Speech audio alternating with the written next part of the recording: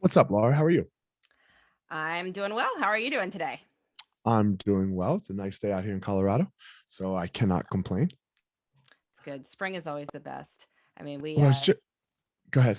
no, I say we get 4 full seasons here. I live Hmm. outside Philadelphia, and spring is just it's wonderful. Like after you've come through the snow, the slush, and then everything is just gorgeous. It makes me happy every year.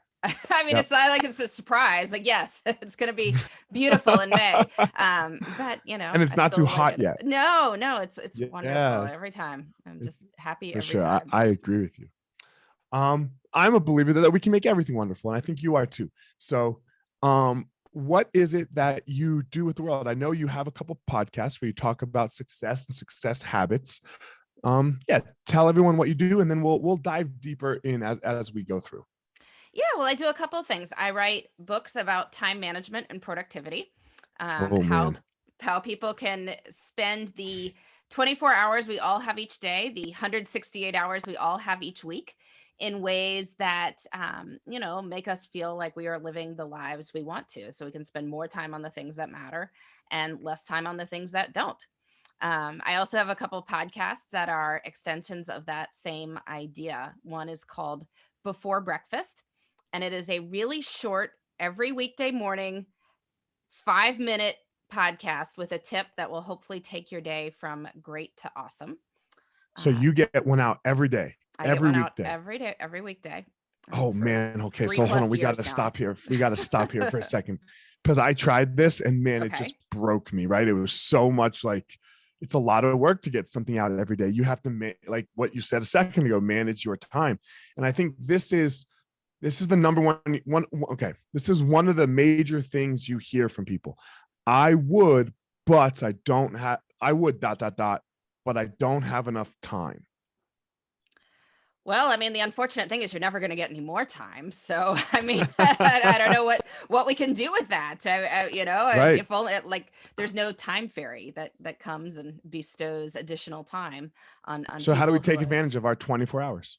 Yeah, well, I think you have to be very clear on what you would like to do. You have to treat it as important. And, there's all sorts of things that we say are important, but we don't actually do them with our time. Mm, And so, there's always that mismatch there. right. I like to say that there's two kinds of values. There's like your core values, like integrity, loyalty, like those kinds of things.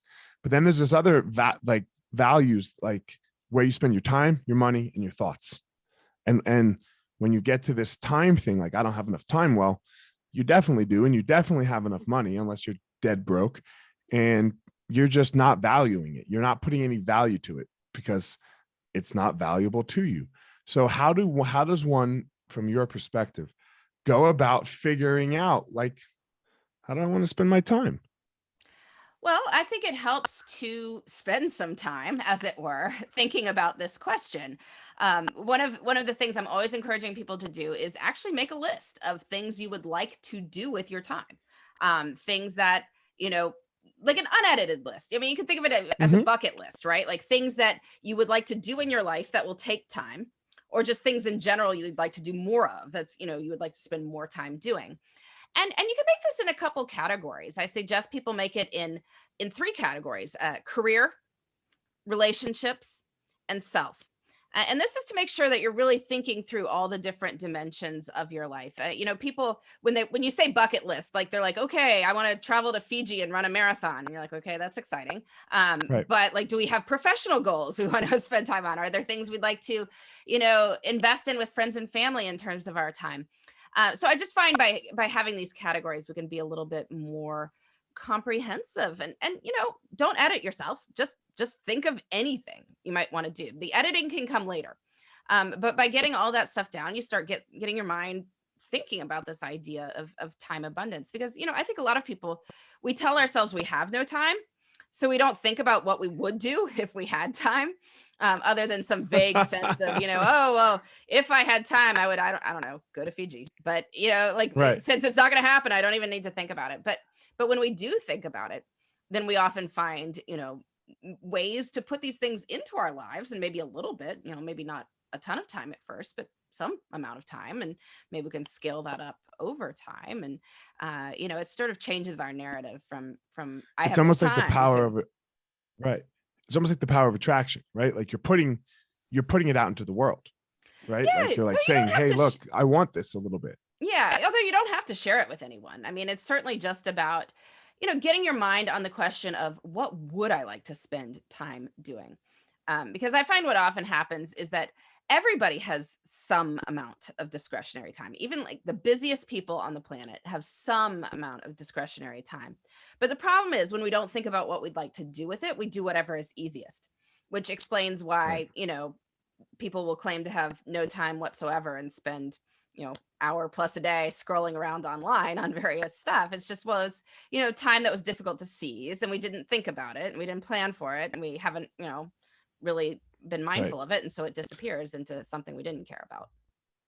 So now once I know these things that I want to do, let's say that once I'm here, like let's say in the, I don't know, career focused, how do I achieve them? Because this is, people get so bogged down sometimes with the things that you have to do during the day, right? Like everyone's got the same things that they have to do. If like, not everyone, but you have your kids that you have to take care of, you have to feed them, you have dinner, you have to shop, you have to whatever it is, right? Like these are have tos. Like how do you get shit done with your time? What's next? Yeah. Well, I think you want to be clear on what you truly wish to focus on in the next limited amount of time. One thing I suggest people do is earlier in the year, we're recording this in May, but at some point Hmm. in the first chunk of any given year, or maybe even looking forward to the next academic year or something like that, ask yourself what you would have liked to do by the end of it. So you could think on the professional front. Let's say you were giving yourself a year-end performance review, December, November, end of the year, asking yourself, what would I like to be saying? Like, if this had been just an amazing year for me professionally, looking forward to the end of the year, what would I like to be saying I have done? Like, what 3 to 5 things would I have liked to accomplish professionally this year? So you can make that list, like looking ahead of time, and say, well, what would make a good year? And you can think about the same thing, like if you were a guest at a holiday party at the end of the year, and you're telling your friends and family what you did in your personal life. Like, what 3 things would you be talking about? Like, what would be like, I had the most amazing year because I did whatever it is. You went to Fiji, like, or you ran that 10K, you joined that Have you been to choir. Fiji? I have not been to Fiji. I'm Do pondering you it, want but to go to Fiji? not really. It seems like a very long plane ride. But it's one of those places I haven't been, so it just Got always it. I understand comes what to you're saying. mind. But like, what 3 things would you be talking about? To friends and family at the end of the year. And so if you think about that ahead of time, and think about that performance review you're giving yourself professionally, like you've got a list of 6, maybe at most 10 things that you want to focus on in the next year. And Hmm. then once you have that very sort of manageable list of things you want to have done by the end of the year, it becomes a little bit easier to start thinking like, okay, well, what could I do in the next week to make some of that come to fruition? What could I do in the any discretionary time I have today? How can I make sure I have a step toward at least one of those goals happening today? And if you have some step toward those larger goals happening most days of the year, got a reasonable chance of some of them happening. You walk it backwards. You shoot what's the destination, and then you walk it backwards. You shoot in the future. Yeah. Well, if you know what future you wants to have done, then that gives Right. marching orders for current you to make the steps that are necessary to get there. I think it's really hard for people to understand this concept, right? Like businesses do this, right? What are we going to, where are we going to be revenue wise, units sold wise, whatever your business is, that this is where we have to go. And then from there, they just walk it back, right? Like all business planning softwares, this is what it's all about, is where are you going? Okay. And now write down the steps that you have to do to get there. Or the 10 things they're going to get that you have to do to get to there. And the real thing is you just do that with your life too. Yeah. And it's not rocket science at all. I mean, breaking big goals down a Mm-mm. bit into doable steps. But I think what also trips people up is that those steps need to have, they need to be doable, and they need to have a timeline associated with them. And so, if you say, I want to run a marathon, well, one of the smartest things you could do is then to, presuming you've like done some amount of running in your life, so this isn't like, out of left field. But if you get a marathon training plan, right, and it's usually a 4 to 5 month sort of thing, and it blocks out like these are the runs you need to do on any given date, in the 16 weeks before your race. And it's the same thing with anything else that you want to accomplish. You think like, okay, well, if I've got 30 weeks until I wish to be done with this thing, what how can I break that down into the steps to take there? How much time are each of those steps going to take? Where am I going to find the time to do each of those things? Is that a sustainable schedule? Can I build in some space in case life comes up and things go wrong, so I can stay on track with these goals? For sure. So that's your one thing, is this time management thing, right? And this other thing you said, the podcast was called, tell me what the podcast was called, before breakfast. Before breakfast, yes. Yeah. So, I mean, go ahead. Why about? before breakfast?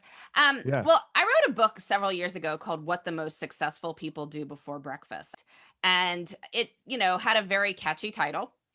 So if anyone random has ever come across me, it's usually because of that book, or the things that were associated with that.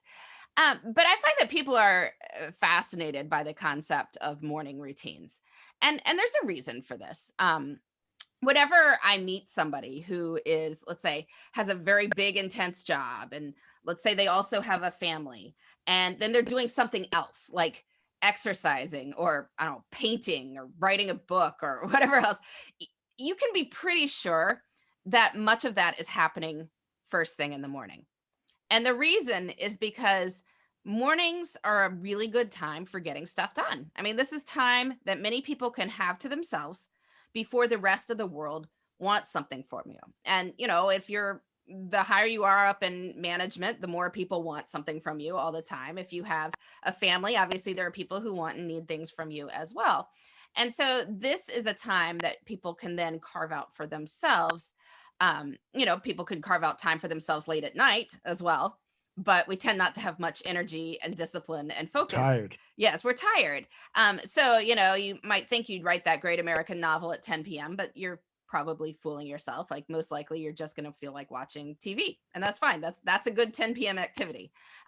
Novel writing is really more of a like 6 a.m. sort of activity, or earlier. I don't know. But yeah, so I've written a lot about that phenomenon, and how busy people can still make space for things that they find personally important. How did you get here? Like here in my recording closet? No, just like in this space in life, right? Like, because most people just wake up, get a job, and go work a job, right? Like, you've created this thing for yourself. Like, so where did that start for you? How old are you? I am 43 years old. So you're 43, right? You and I are the same age.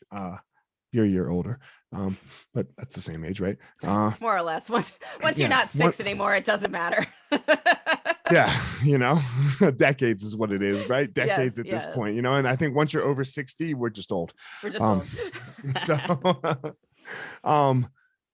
you don't, I don't know if you have or not had that, but you don't have that now. So what did your path look like? I think a lot of people get stuck on like, man, I don't want to work the 9 to 5. I don't want to go work for another company, but they don't know how.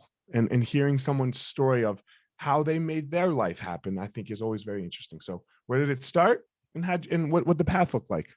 Yeah, I am a really terrible employee. That is all I can say on that. Me front. too. Me too. Don't tell me what to do. I'm fucking hate being told what to do. Yeah, well, I'm really not very good at working for other people. I've done a few stints of it, but not many. And so, I have always loved writing. And so I do a lot of different things now, but it sort of all comes back to writing. And that is what I've always loved to do. Growing up, I was writing stories like when I was a little kid, and got into journalism for a while, and wound up Did you go to college? I did. Okay. And Where did you go to college? Princeton. Oh, you were very smart. Maybe. I don't know. At some point, you had to be very smart at to get some into Princeton. point, they sort of occasionally maintain reasonable standards to get in. I somehow Yeah. slipped through that. But yeah, I did some journalism there, did some coming out of school. I did a year-long program at USA Today for my first year out of college. And then just decided I was going to try my hand at writing for a living. And I did all sorts of different projects. I ghost wrote books for people. I wrote magazine articles.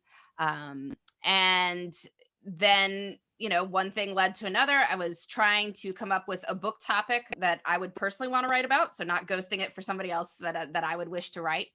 I'd always been interested in productivity. I liked writing, reading productivity books and studying how I could do things better, and wrote a bunch of articles on that, wound up getting into conversations with publishers, and created a book called 168 Hours, which is the number of hours in a week.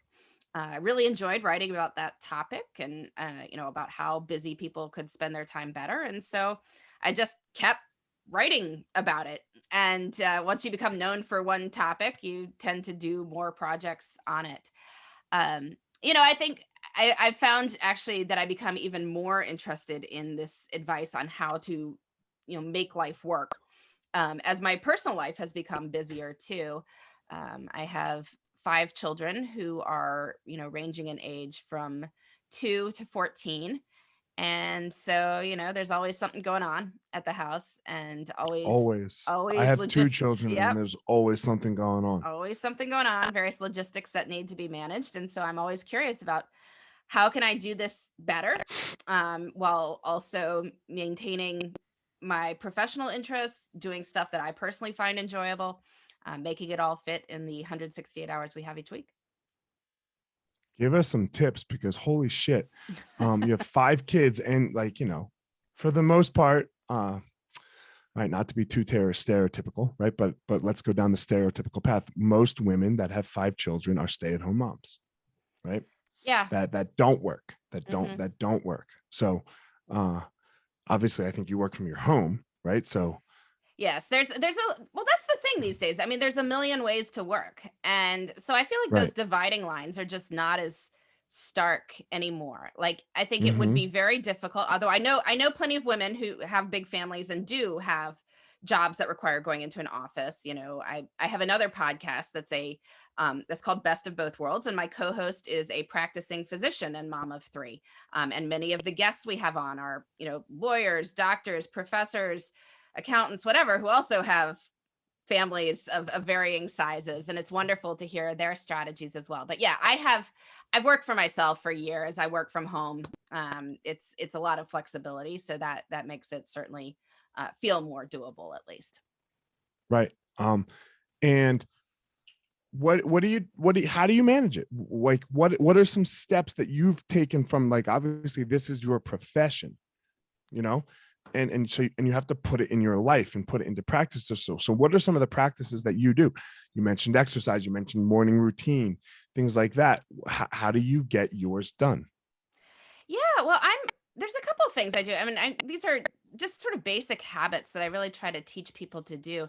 I do a weekly planning session, and I always do it on Fridays. Friday tends to be kind of a low key day, and I don't know about you, but it's really hard to get going on any big projects on Friday. I think everyone's sort of Hmm. sliding into the weekend at that point, which makes it a day that is very, very easy to waste.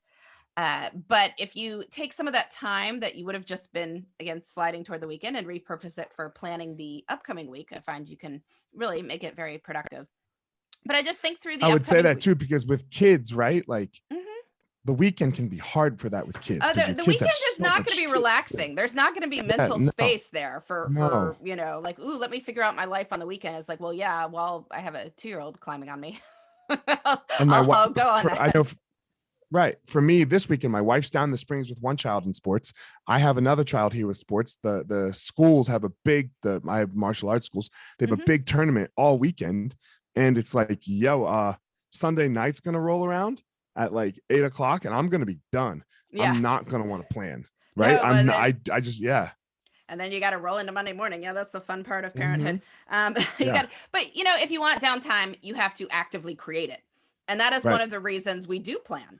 I always, Right. when people are telling me like, oh, I don't like to plan, I'm like, well, that's fine. But, You it's have to. pretty Sorry. hard with a complicated life to make it work. Or you'll just run from thing to thing and constantly be reacting and wonder like why I have no time for myself. It's like, well, you could in fact have some downtime for yourself, but you have to think through the logistics and make it happen ahead of time and mindfully build it in. So, it's It's fried. so you plan downtime. I planned. Oh yeah. Oh yeah. Yeah. If I want downtime, it needs to be planned in. But Hmm. that's fine, right? Like, so what? I mean, there's nothing less valuable about downtime because you said it's going to be from 3 to 6 p.m. because my husband and I have decided that my time with the toddler is like 12 to 3 and his is 3 to 6. And so I know that 3 to 6 on Saturday will be my relax time, right? That's a very Right. straightforward thing to decide to, put into a schedule. So, yeah. I find downtime to be very important. I Mhm. work better when I know when my downtime is, because and I recharge. Like I talk about this often. My family used to do it, like pre-COVID. We would take these short little 4-day vacations. Like we'd leave on a Friday, Saturday, Sunday, come home Monday, and they're easy trips, not like big plane rides or anything like that. And we would just chill. We would literally just chill for like 2.5 days, and then we'd have no plans. And then I come back and I'm way ready to work again. And we'd have Yeah. to like plan them out once a quarter. And I did so much better because I knew I would just work to my break and then get a break and then come home and work again. Yeah, no, that could be a great thing for people to do. I'm still in the stage where I don't know how old your children are. My times away are not very relaxing. Yeah, you got a lot and one's little. Yes. I say our vacations are like, you've descended somewhere with an army. Like we don't fit in hotel rooms. Like it just, Right. um, Hold on, my friend distinguishes vacations. If his children are coming, it's called a trip, it's a trip. and if it's just you and the spouse, it's a vacation. It's a vacation. That is basically where we are right now. And it gets better. I mean, Right, everyone who's older than, 7 or so is fairly self-sufficient and, right, traveling with them is a lot easier. right. But when it's you've still got little guys, it's really Hmm. um, often you're Hard. better off It's just being hard. where you're in your spot. Like if you're in your house, then you at least have your home environment and people can relax there. But yeah, we trade Hmm. off to get downtime. I don't know. I plan my priorities for the upcoming week. I think through what is most important for me to accomplish professionally. What big do I have going on in my family that I need to be aware of and putting my energy into? And then, what do I personally want to do to make sure that my life is enjoyable, like that I have things to look forward to in the next week. And I make sure I always have at least something that I'm looking Right. forward to in the next week. You mentioned your podcast about the one you do every day, and Hmm. it's 5 minutes. Yes. Give us some examples. Like, what do you tell people like to help them? I think this is like I call it winning the day, and I wake up and I win right away, because once the winning starts, it's hard to get me out of it. Right? Like I'm like, oh, I already won today. My day's won by. I tend to wake up around 6:30, so I win by 7. I'm the champ. Uh, That's so good. it's hard. And It's hard to beat the champ. the rest of the So day is what are good. some? Yeah. So what are some of the things that you tell people? Like, what was your podcast this morning? I do it a couple days ahead of time, so I have to think about it. But one I know that did run this last week was called "Create a Rain Date."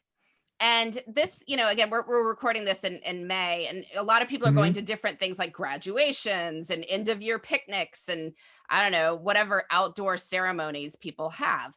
And a lot of those outdoor ceremonies have a scheduled rain date, right? Like, and I love this concept. The organizers are acknowledging that much can go wrong with the original plan. It's right there in the rain date name, right? Like you want to have an outdoor ceremony, it might rain. Right. But there's no question of whether the event will be rescheduled and when. Like it will be on the rain date. Like, so you tell people the rain date ahead of time. And so they know not to put anything unmovable in the rain date. And, they know if it is pouring down rain, that's when it's going to happen. And I think we need rain dates for like anything important in life, like anything that you truly want to do. You need to schedule a rain date for it Give so me an that example. so if you couldn't do it on the original day, like when will it happen? Right. So this happens all the time. Like people are in management. They're like, I really need to sit down with this employee and talk about all the amazing things that they are doing. And, one or two things like I really want them to work on. And like, we need to have this conversation. And then it's like, it doesn't happen that particular day because there was a huge fire. Like people have their scheduled one-on-one times or whatever. But this is just like, something's been building up. You don't have one scheduled. Like I have to do this, but there's an emergency, like a client Shit came happens. through with a Yeah. huge Shit demand or happens. whatever it does. And so it gets bumped. And it's like, well, okay, but when are you going to reschedule it too? Like if this was important to you, don't just schedule the time you're going to meet with your employee, schedule a backup time for it too. And that way, when the first time doesn't happen, the two of you both automatically know it's going to get rescheduled and you know when it's going to get rescheduled.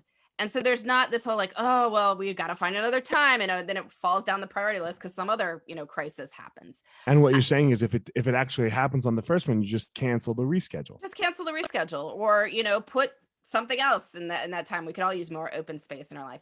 Or if you have something cool you plan to do with your kid, right? You were going to go to the aquarium on Saturday and you both were really looking forward to it. And then, one of you is sick on Saturday. It's like, well, do you have a rain date? Do you have another day that you have said, if we can't do it, then this is our second choice. And I know that's hard. Like, it's hard enough to create one open spot to do something, let alone a second. But if it truly matters to you to have done it, you need that rain date because life does happen.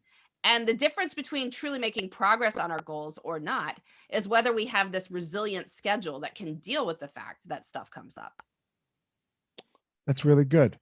I like that. Thank you. Planning because it always gets messed up. Nobody goes a week without a fire. No. Right?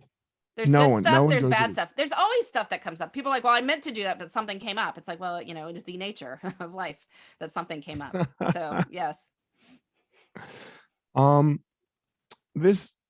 did you really get in line with yourself here, right? Like you're obviously very scheduled and you're very in tune to making your shit happen.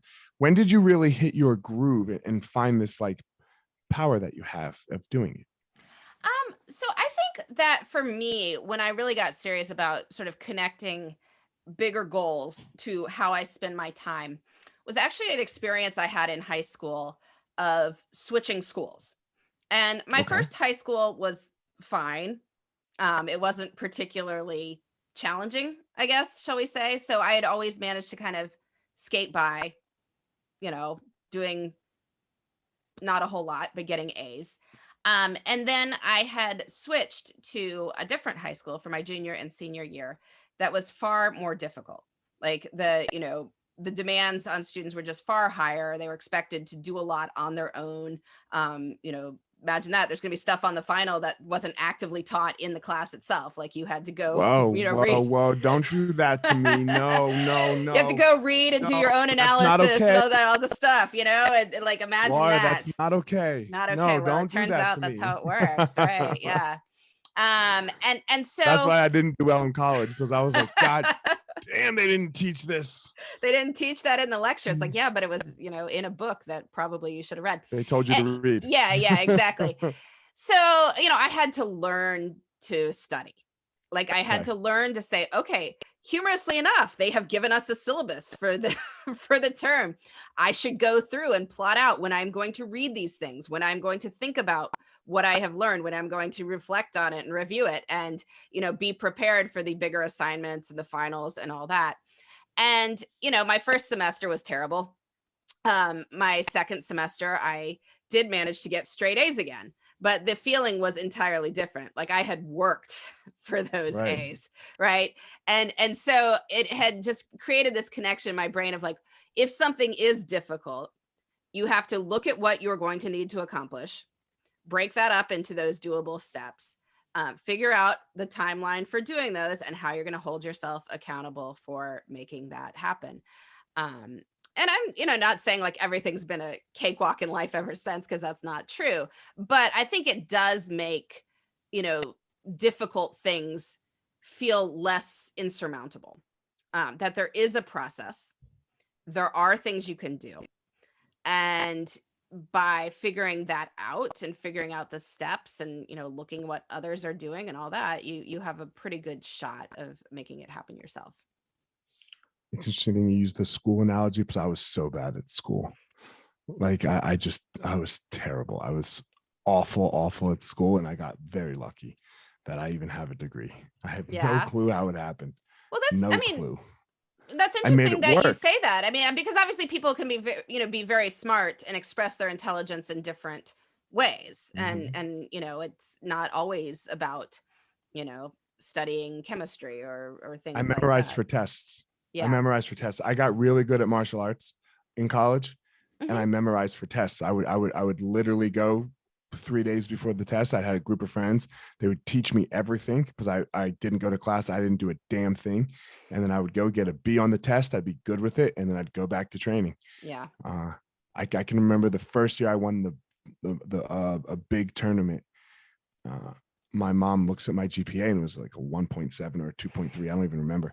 And she's livid at me. She's fucking livid at me. And I'm like, Mom, can I ask you a question? I was like, how many people do you know that have like a 4.0 GPA or 3.5? She's like, a lot. Why? I was like, how many people do you know have a gold medal that looks like this, that says this? I was like, I'm the only one. So, which one do you want to, would you rather have? And that didn't go well. But we have different So areas where you want to, I mean, there's no reason people have to excel at everything. I mean, we're better off choosing a thing that we are truly interested in and driven toward mm, and focusing on that. how are you going to do that with your 5 children, right? Mm, Because this is where it gets hard, right? Like I agree the same thing, but parents, it's hard for us as parents sometimes, because what happens, like, you can see your kid, like for me, when my parents fighting, you're going to be a professional fighter. What the fuck are you talking about? Right. Right. Like this is my grandfather. I mean, he's still rolling. Like he died. Was I done? Yeah, no, I wasn't done yet. He's still rolling over in his grave because I was a professional fighter. uh what are you talking about, child? yeah. Because but you just said you do your own thing, because like the way that they had done it and all of our parents had done it was go to school, go to college, get a job. Well, I mean, that's, for many people that does work. I mean, that's And you went to not a Princeton. bad sequence of events. I think you definitely have to see what your kids are interested in. And I think your case is somewhat unique in that, many children are not going to be world class at something, right? And so you're Mhm. helping them find things that they are reasonably good at and enjoy that they can make their own way in. And it's going to be different for everybody. I mean, you're not most of us again are not going to be world class at something. It's just, there's 8 billion people in this world. It's going to be Sure. hard to pull Are we off, at 8 right? now? Yeah, something like that. Yeah. Whew. um, but you can find some small area that you are drawn to and have some inclination to, and then you can work really, really hard to become better at that. And so, I've really enjoy writing, for instance. So I write all the time. And I like to think that over the course of doing it, I become better at it, right? That I'm producing stuff that Mhm. is better in the course of it. Time management productivity is a pretty niche topic. I like to think it can encompass the whole world once you're in it, but it is a very, defined area. And so because of that, all 8 billion people aren't in that area, right? So you don't have to compete against all 8 billion. So I think, encouraging kids to really notice what they enjoy, what they're interested in, what they want to do more of, and then help nudge that along and teaching them habits of, hard work, asking how I can get better, looking to see what other people are doing and finding paths by looking at what has worked for people in the past. Yeah, that's great. All right, as we close here, last couple questions. These are the scripted ones. Uh, I believe that everyone has a unique power and gift that they go give to the world, and then in return, the world gives something back to them because of it. What is your superpower? What's your power? I think my superpower is making people believe that they can build the lives they want in the time that they have. I have all sorts of busy people who, have been told things in life. In particular, you mentioned about, women and careers and things like that. That there's a lot of women, for instance, who have been told that there's just no way you can have a big happy family and also do work you enjoy too. People have been told narratives like that, or there's no way that you can do X and also Y, or you're never going to have time for yourself because you do all these other things. And I don't believe that's true. And I think my superpower is helping other people see that that is not true. That you can build the life you want in the time that you've got.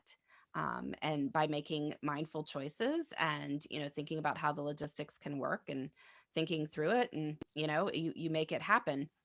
And I think then, what the world gives back to me as a result of putting that out there is I get to meet all sorts of amazing people and see the things that they have accomplished once they believe that they do have the time to do those great things. Last question is, I'm probably not your avatar. My listeners are probably not your avatar. You said you work with a lot of like moms and things like that about time.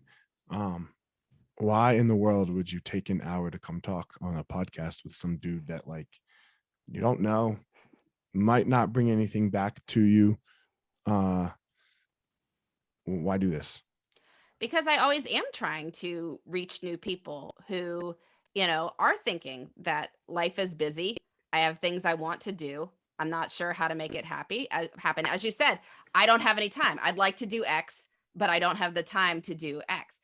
Well, if you have listeners out there who are thinking that, like, I would like to, find another job. I would like to have a family. I would like to get in shape. I would like to write a book. I would like to any of those things. You do have the time. You can study your schedule. You can think about what is important to you and what is not important to you. You can think about how you can spend less time on those things that are not important to you, how you can really make it a true priority to put the things that do matter to you into your schedule first. And, so I'm hoping that some of your listeners will hear that and find it intriguing and hopefully come check out what I'm doing. Well, I found it intriguing. Oh, that's good. So yeah, I think it's, look, time management's hard, and getting the most out of your day, and not just from a work sense, or like realizing that there are some other areas of our lives that are very, very important to us and that actually make us more productive. Hearing the idea of downtime, people need, like, everything has a balance, right? You can't just be doing downtime because then you don't get shit done either. But downtime's very important. So It is. yeah, I appreciate it. Laura, tell everyone where they can find you and work with you if that's what they would like. So yeah, you can come visit my website, which is lauravanderkam.com, just my name. And, if people want to check out the Before Breakfast podcast, it's, just 5 minutes. So not a huge commitment. You can just listen to it while you're getting in, I don't know, the shower, making your coffee, getting in the car. Like, it won't even take you, halfway down the street, but it's just a quick bite-sized tip before breakfast. And it's available wherever you get your podcasts. Laura, I don't have time for 5 minutes. You don't have time for 5. If you don't have time for 5 minutes, that is a problem. That's a problem. That's a problem. Laura, thanks so much for coming on. I appreciate it. Everyone, as always, Laura has her unique power that she goes and she gives to the world and gets her return on. I have my unique power that does the same for me. Please don't go out in the world and try to be Laura. Please don't go out in the world and try to be Elliot. Go out there and find your own power.